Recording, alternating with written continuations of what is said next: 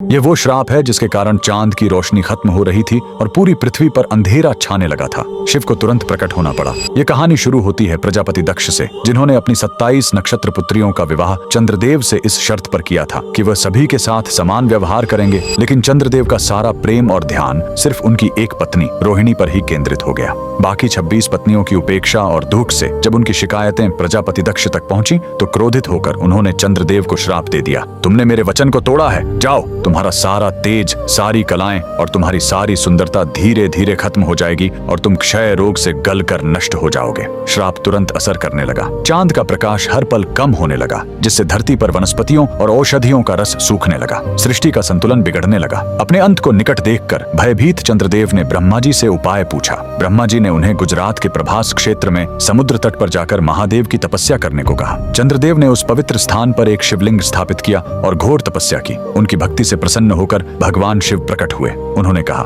मैं दक्ष के श्राप को पूरी तरह खत्म तो नहीं कर सकता, लेकिन उसका प्रभाव कम कर सकता हूँ। शिव ने वरदान दिया, तुम कृष्ण पक्ष में 15 दिन क्षीण होगे, लेकिन शुक्ल पक्ष में 15 दिन फिर से पूर्ण हो जाओगे। उन्होंने चंद्र को अपने मस्तक पर धारण कर लिया और चंद्रशेखर कहलाए। और जिस ज्योतिर्लिंग की चंद्र ने पूजा की थी वो सोमनाथ, सोम यानी चंद्र के नाथ के नाम से प्रसिद्ध हुआ। और यही सोमनाथ मंदिर भारत का पहला ज्योतिर्लिंग आज भी गुजरात के वेरावल में उसी समुद्र तट पर शान से खड़ा है जहां चंद्रदेव ने श्राप से मुक्ति पाई थी। लेकिन रुकिए, इस मंदिर का एक और रहस्य है। यहाँ मौजूद बाण स्तंभ यह बताता है कि यहाँ से लेकर दक्षिणी ध्रुव तक समुद्र के रास्ते में कोई जमीन नहीं है। भगवान शिव के भक्त कमेंट में हर हर महादेव जरूर लिखें।